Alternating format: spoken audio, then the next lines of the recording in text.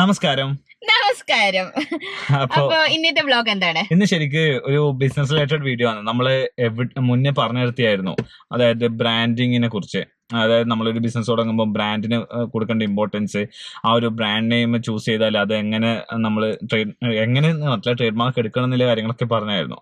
അപ്പൊ അതുപോലെ മറ്റൊരു ഇമ്പോർട്ടന്റ് ആയിട്ടുള്ള ഒരു കാര്യമാണ് ബിസിനസിന്റെ ലൊക്കേഷൻ. കാരണം നമ്മൾ ബിസിനസ് ചെയ്യുന്നത് എവിടെയാണ് എന്നുള്ളത് ശരിക്കും പറഞ്ഞാൽ എവിടെ പോയിട്ട് നമുക്ക് തുടങ്ങാം.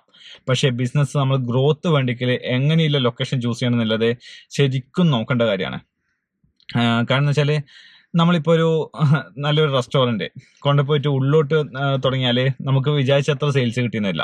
അതേസമയം ആ റെസ്റ്റോറൻറ്റ് ഒരു നല്ലൊരു ഹൈവേൻ്റെ സൈഡിൽ പാർക്കിംഗ് ഒക്കെ കിട്ടുന്ന വിധത്തിൽ അങ്ങനെ ഒരു ലൊക്കേഷനിലേക്കാണ് ആ റെസ്റ്റോറൻറ്റ് വെച്ചിട്ടുണ്ടെങ്കിൽ നമുക്ക് അതിൻ്റെ സെയിൽസ് എന്താവും ഗ്രാജുവലി ഇൻക്രീസ് ചെയ്ത് പോകുന്ന കാണാം.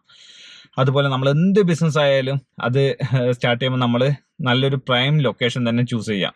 അതിപ്പോൾ റീറ്റെയിൽ ഷോപ്പ് ആണെങ്കിൽ നല്ലൊരു ടൗണിൽ എന്താ പറയുക, അങ്ങനെയൊക്കെ ആയിട്ട് നമ്മൾ നോക്കിയാൽ ശരിക്കും പറഞ്ഞാൽ നല്ല രീതിയിൽ ബിസിനസ്സിൽ ഗ്രോത്ത് ഉണ്ടാക്കാൻ പറ്റും. ഇപ്പം എന്നെ സംബന്ധിച്ചോളം എൻ്റെ ഫസ്റ്റ് ബിസിനസ് എന്ന് പറയുന്നത് ഒരു ടീ ഷോപ്പായിരുന്നു. അപ്പോൾ ആ ടീ ഷോപ്പ് ഞാൻ ശരിക്കും പറഞ്ഞാൽ ചൂസ് ചെയ്തതെന്ന് വെച്ചാൽ തമിഴ്നാട്ടിലെ ഒറകട എന്ന് പറഞ്ഞിട്ടുള്ള സ്ഥലത്ത് ഒരു ജംഗ്ഷനാണ്, ഒരു മെയിൻ ജംഗ്ഷനാണ്.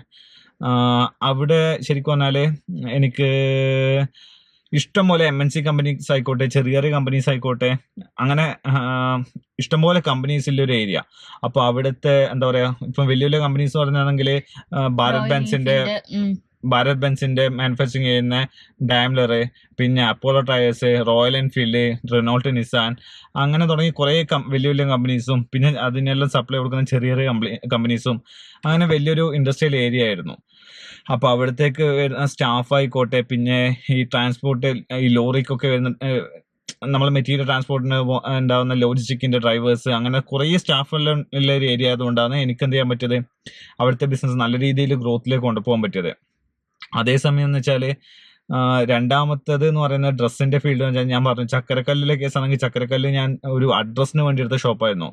അത് കുറച്ച് ശരിക്കും പറഞ്ഞാൽ ഒരു ബിൽഡിങ്ങിന്റെ കുറച്ച് ബാക്കോട്ടുള്ളതായിരുന്നു. അതായത് ഒരിക്കലും റോഡിലൂടെ പോകുന്ന ഒരാൾക്ക് എങ്ങനെ ഒരു ഷോപ്പ് ഉണ്ടെന്ന് മനസ്സിലാവില്ല.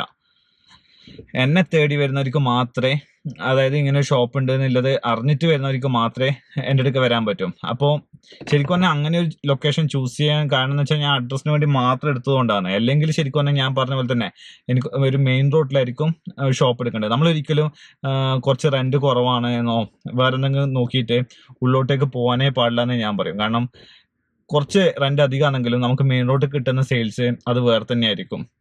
അതുപോലെ നമ്മൾ നോക്കേണ്ടതാണ് റോ മെറ്റീരിയൽ.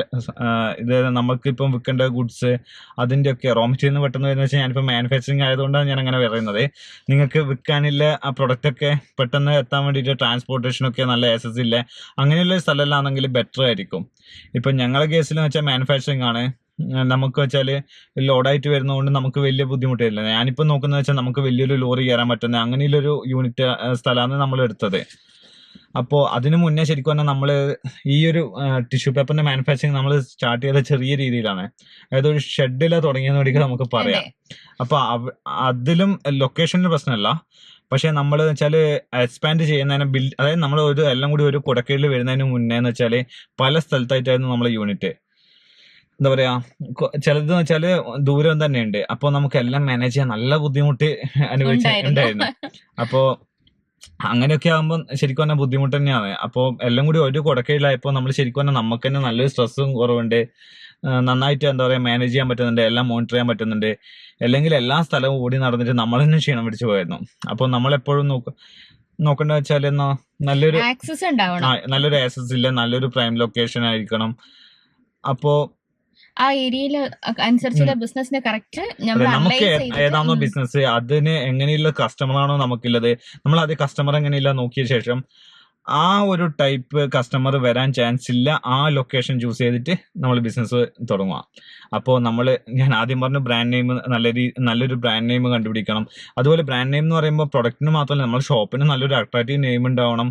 അതും നമ്മൾ ഷോപ്പ് അതായത് കുറേ എന്താ പറയുക ഫ്രാഞ്ചൈസി ലെവലിൽ അങ്ങനെയൊക്കെ പോകുന്നെങ്കിൽ ശരിക്കും പറഞ്ഞാൽ ഷോപ്പിന്റെ പേരും ഞാൻ ബ്രാൻഡ് നെയിം എടുക്കുന്നതാണ്. അതായത് പ്രൊഡക്റ്റിന് നമ്മൾ കൊടുക്കുന്ന ബ്രാൻഡ് നെയിമിന്റെ കൂടെ തന്നെ നമ്മൾ ഫ്രാഞ്ചൈസി ലെവലിലെല്ലാം പോകുന്നെങ്കിൽ നമ്മൾ ഷോപ്പിന്റെ നെയിമും എന്ത് ചെയ്യണം, ട്രേഡ് മാർക്ക് എടുത്ത് വെക്കണം.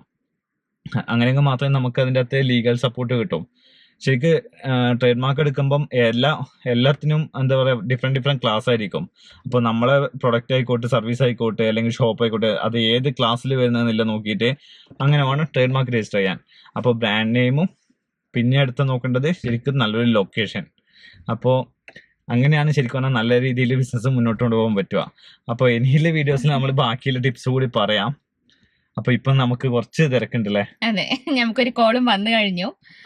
അപ്പോൾ നമ്മൾ എന്തായാലും ഇന്നത്തെ വീഡിയോ വൈൻഡപ്പ് ചെയ്യുന്നുണ്ട്. അപ്പോൾ എല്ലാവർക്കും നല്ലൊരു ദിനം ആശംസിക്കുന്നു. നന്ദി. നന്ദി. ബൈ.